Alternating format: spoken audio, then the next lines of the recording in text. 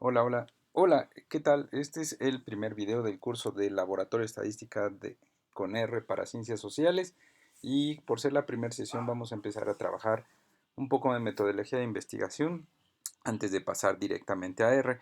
En este video lo que vamos a trabajar es un primer concepto, el de variables, que es el concepto importante y es el concepto básico visto, por ejemplo, como si fueran cuadros de Lego del análisis estadístico. Este es el bloque básico sobre el cual se va a ir soportando el castillo que hagamos posteriormente. Por castillo me refiero a el análisis de los datos.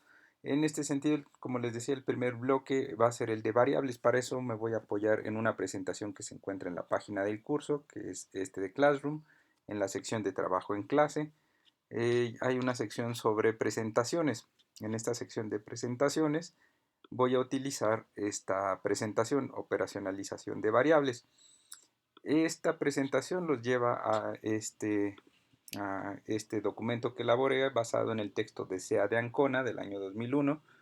Y bueno, básicamente aquí lo que voy a hacer es trabajar el concepto de variable, operacionalización, tipos de variables, y todo esto nos va a servir en la medida que se pueda hacer claro y lo vayan conceptualizando y vayan teniéndolo más presente.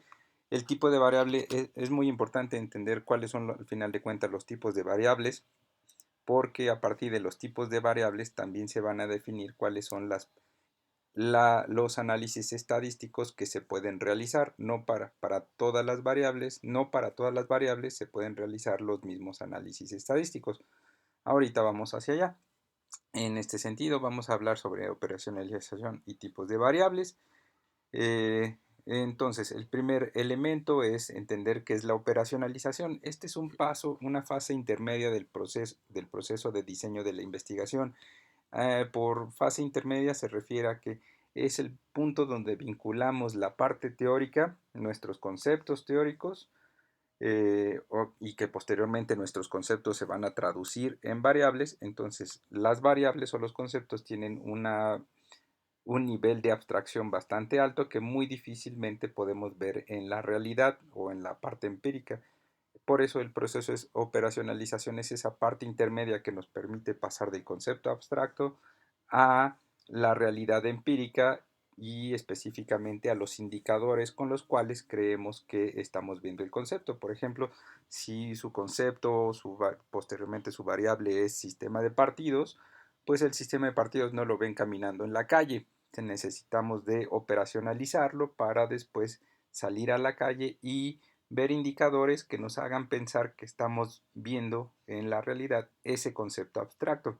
Por ejemplo, si es sistema de partidos, un indicador va a ser cuántos partidos hay compitiendo, o cuántos partidos hay representados en el legislativo, y ese va a ser un primer indicador con el cual creemos que vamos a estar viendo a ese concepto abstracto que se llama sistema de partidos. Por eso esta fase intermedia vincula a la parte teórica con la parte empírica o la parte de la realidad. La operacionalización en el fondo es un procedimiento para transformar el concepto teórico en algo observable, y el interés de hacerlo observable desde el ámbito del análisis cuantitativo o del análisis estadístico es que nos interesa medir los conceptos dentro de la realidad. Pero ojo, esta idea de medir no es nada neoliberal, sino en el fondo la idea de medir es un concepto muy sencillo. Es, al final de cuentas, asignar números a objetos o vinculación entre conceptos abstractos e indicadores empíricos. Vean que no hay nada más truculento dentro de esta definición de medir más que asignarle números a cosas. ¿Cuáles son esas cosas? Son nuestros conceptos, esos son nuestros conceptos y nuestros conceptos abstractos cuando los intentamos aterrizar a la realidad. ¿Qué elementos necesitamos para operacionalizar? Se necesita, por un lado, una conceptualización del concepto, esto es, cuál es el significado del concepto y cuáles son sus características simbólicas. Y por el otro lado necesitamos indicadores de ese concepto. Estos indicadores nos van a ayudar a entender o a visualizar en la realidad cuando estemos viendo o pensando que estamos viendo nuestro concepto simbólico. Y los indicadores se emplean para cuantificar e inferir así la existencia o no de una variable latente. Latente es una variable que puede estar en la realidad o no.